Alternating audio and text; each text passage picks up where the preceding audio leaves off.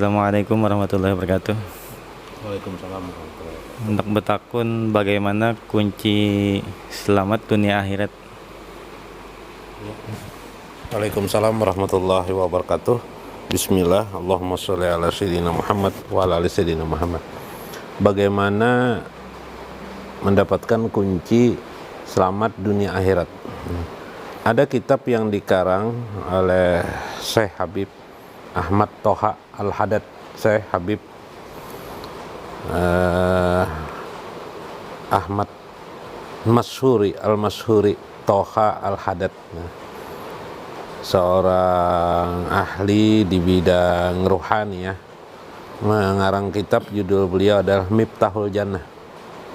Beliau membahas tentang perincian tentang Islam, iman, dan pokok keimanan itu didabahkan sampai kepada Islam itu adalah kalimat la ilaha illallah. Jadi kalau Anda bertanya kunci, bahasa modern sekarang password. Sandi lah bahasa lainnya sandi. Sandi itu adalah kalimat la ilaha illallah. Loh, di mana, apa ada Al-Qur'annya atau tidak sebagainya? Oke. Kita untuk kelompok yang masih memahami lahiriah keagamaan perlu juga mereka mengetahui dalil-dalilnya ya. Dalilnya itu bisa diketahui, kata beliau Syekh Habib Ahmad. Ini saya pakai perbendaharaan beliau dulu. Misalnya firman Allah, fa'lam annahu la ilaha illa ana. Misalnya, maka ketahuilah bahwasanya tidak ada Tuhan selain aku, kata Allah dalam Al-Quran. Atau di dalam Al-Quran ada surah Toha ayat 39, ada surah-surah yang lain, misalnya innani la, sesungguhnya aku, anallah la ilaha illa ana fa'budni, sesungguhnya akulah Tuhan itu, akulah Allah, tidak ada Tuhan selain aku, kata Allah, maka sembahlah aku. Wa ma khalaqtul jinna wal insa illa liya'budun. Tidaklah kami ciptakan jin dan manusia kecuali untuk beribadah kepada Allah. Berarti hakikat penciptaan kehidupan manusia untuk beribadah kepada Allah. Fa'budni. Dan fa'budni itu diterangkan oleh ayat-ayat yang kita sebut tadi, itu adalah la ilaha illallah. Jadi sholat itu adalah gerakan perbuatan yang menerjemahkan kalimat la ilaha illallah. Ini desain langsung dari Allah kepada Nabi Muhammad SAW. Nabi Muhammad mengajarkan kepada kita. Makanya sholat itu di dalam agama kita tidak boleh ditinggal. Meninggalkan sholat 5 waktu itu bagaikan meninggalkan kalimat la ilaha illallah. Yang jadi persoalan adalah, kata Syekh Habib ini, Habib Toha Al-Haddad ya, sebentar. Kata beliau, yang jadi masalah adalah kita sudah mengerjakan sholat 5 waktu, kita sudah mengerjakan sholat beribadah, sholat sunat, tapi yang jadi masalah kita hanya 5 waktu. Perlu kita perpanjang sholat itu, sementara secara tubuh kasar kita tidak mungkin kita mencapainya, ya enggak? Karena kita mungkin sholat tuh paling-paling gisidin ya 10 menit lah mungkin lah, maksud beliau itu bukan perkataan, tapi maksud beliau kalau padahal sholat itu kita 10 menit, yalah 10 menit, paling 50 menit sehari kan, atau 1 jam lah dibulatkan, tuh sejam setengah, sisa jam bagaimana kita beribadah. Maka melajimkan fa'aljamahu bitaqwa, maksudnya melajimkan kalimat takwa yang disebut dengan la ilaha illallah sebagai zikrullah. Itu adalah kunci dunia dan akhirat menurut versi Al-Quran. Nah, nanti ada lagi santri bertanya mungkin, ini kan ada di dalam Al-Quran, biddu'ai wa yaquluna, mereka berdoa, Rabbana atina fid dunya, wahai Tuhan berilah kami kebahagiaan di dunia ya, kebahagiaan di dunia, Rabbana atina fid dunya wala fil akhirat, tapi mereka tidak berdoa untuk akhirat, maka mereka itu termasuk orang merugi. Dan orang berdoa akhirat saja tanpa dunia juga merugi. Yang paling bagus adalah Rabbana atina fid dunya hasanah wa fil akhirati hasanah wa qina azaban. Itu yang sempurna. Nah, kalau itu pertanyaannya seperti dalam Al-Quran itu, Maka isi daripada pernyataan Al-Quran itu adalah la ilaha illallah. Ad-dunya itu adalah la ilaha illallah, al-akhirat itu juga ada la ilaha illallah. Faqala Nabi SAW, Nabi SAW bersabda, man qala la ilaha illallah, siapa yang mengatakan kalimat la ilaha illallah, ajhaba anhu tis'atan wa tis'ina 99 bala. Dan yang paling ringan adalah alhammu, yang paling ringan adalah gundah gulana. Bayangkan, gundah gulana itu paling ringan. Sisanya 98 macam lagi bencana duniawi itu. Kebakaran, apalagi banjir, tanah longsor, apalagi kesusahan sebagainya. Kalau andaikan di dunia ini tidak ada bencana, tidak ada musibah, tidak ada kesusahan, kira-kira nikmat enggak dunia nih? Nikmat enggak? Nikmat sekali, luar biasa nikmatnya. Yang ada musibah aja mesti nikmatnya. Untung seandainya enggak ada musibah, enggak ada kesedihan, enggak ada kesusahan, luar biasa dunia ini, ya kan?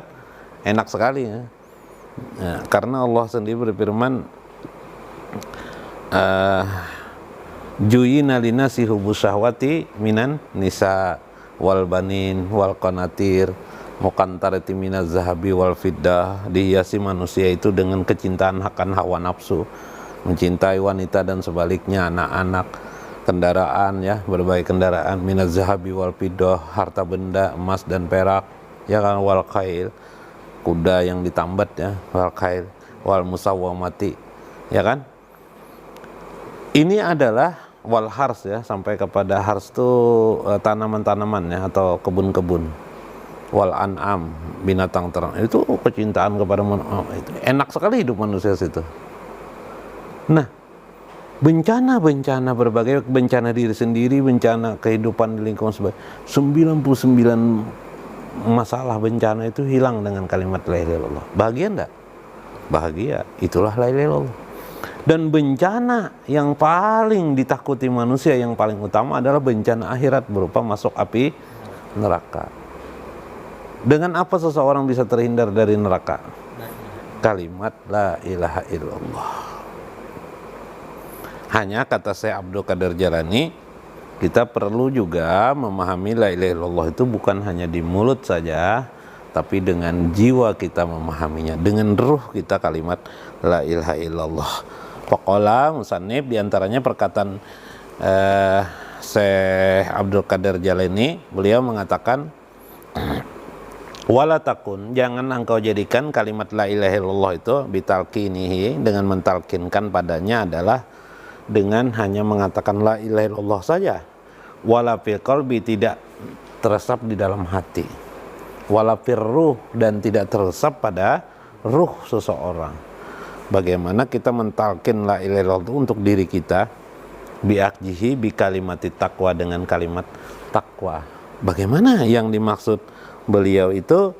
Diantaranya beliau mengatakan bahwasanya dulu pertama tidak akan tumbuh mencapai sesuatu kekuatan batiniah itu kecuali kita membersihkan batin kita. Nah, jadi sambil kita berzikir la ilaha illallah, biasa berzikir la ilaha illallah, password selamat dunia akhirat kan. Maka seyogianya kita memperdalam pengetahuan tentang la ilaha illallah itu sedemikian rupa, seberapa bisa ya, bukan sedemikian rupa, mungkin yang bagus tuh memang sedemikian rupa, tapi seberapa bisa. Kemudian la ilaha illallah itu kita sambil membersihkan hati kita dari hasad, angkuh, takabur. Melewati mana? Melewati kalimat la ilaha illallah. Nah, ini maksud Syekh Abdul Qadir Jailani. Jadi sesuai dengan maksud Syekh Habib Toha Al-Haddad tadi, maksud beliau kalimat la ilaha illallah itulah pegang kuat-kuat. Dan beliau menutup penjelasan beliau dengan kalimat wa kana akhiru kalamihi la ilaha illallah daqalal jannah. Ada min hadisin Nabi sallallahu, dari hadis Nabi sallallahu dari Imam Muslim, adalah Rasulullah sallallahu itu mengatakan bahwa akhir daripada yang terbaik pada akhir hidup manusia pun passwordnya adalah la ilaha illallah, itu daqalal jannah. Waqala Nabi SAW, dan Nabi pernah mengatakan, disebut di dalam kitab Jalaluddin As-Sayuti dalam Tanqihul Qaul, Lubabul Hadis, diterjemahkan oleh Imam Nawawi menjadi Tanqihul Qaul. Di antara perkataan itu adalah kalimat la ilaha illallah itu dakhalal jannah. Itu Allah berfirman dalam hadis kusinya, di dalam hadis itu, man qala la ilaha illallah hasani, barang siapa yang mengucap kalimat la ilaha illallah itu, dia berarti masuk dalam bentengku. Waman hasani atau waman hisni, siapa yang masuk dalam bentengku itu, siapa yang masuk itu fa'amana, maka dia menjadi aman min azabi, daripada ajabku.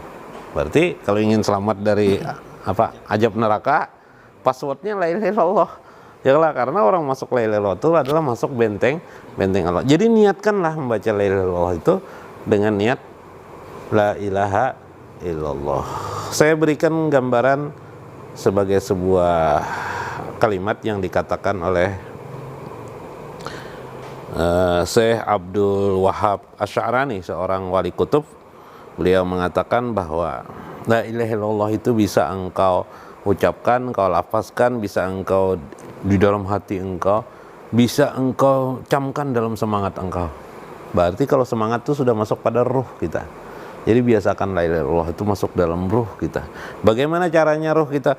Ketika kita berzikir la ilaha illallah itu, la ilaha illallah itu anggaplah dia sebagai sesuatu kalimat yang kita elu-elukan di dalam jiwa kita. Kita semangati sebagai sebuah kalimat yang bisa memberikan faidah yang banyak pada diri kita, sebagai penyelamat kita untuk di dunia ini dan di akhirat kelak. Nah, itu kira-kira salah satu kunci ya cara melaksanakan kalimat la ilaha illallah. Nanti kalau sudah lazim la ilaha illallah masuk dari kalimat sabitnya, kalau itu nafi isbat, la ilaha illallah itu nafi isbat, la itu nafi, isbatnya adalah Allah. La itu adalah nafinya, isbatnya nanti Allah. Tidak ada Tuhan, nah itu nafi, kecuali Allah. Allah itu adalah isbat. Maka sampailah kita nanti pada puncak berzikir hanya sebutan Allah, Allah, Allah, Allah, Allah. Guruku, kata Syekh Abdul Wahab Asy'arani, selalu melafazkan kalimat Allah, Allah, Allah, Allah. Suatu saat beliau sedang sakit, tapi juga mengajar. Mulut beliau masih terdengar rintih-rintih Allah, Allah, Allah, Allah. Ketika beliau tanya bagaimana sakitnya, kata gurunya sakit benar, sakit jaka bahasa Banjar itu sakit benar. Tapi sakit, setiap denyut sakit itu beliau mengucap Allah, Allah, Allah. Dan beliau meniatkan mengajar itu, gurunya mengajar, kata gurunya, saya niatkan mengajar dengan mengucap la ilaha illallah itu, ngambil mengajar. Saya niatkan mengajar ini menghilangkan penyakit kepalaku, maka hilanglah penyakit kepala itu. Nah, kalau usah nukar obat paramek, obat apa-apa lagi itu. Nah, itu salah satu manfaat dari kalimat la ilaha illallah atau zikir lafaz Allah, Allah, Allah. Karena itu juga isbat daripada la ilaha illallah. Nah, itu kira-kira lah. Wallahu a'lam bishawab, wallahul muwaffiq wa aqwamut thariq. Wassalamualaikum warahmatullahi wabarakatuh. الصبح بدا من طلعته والليل دجى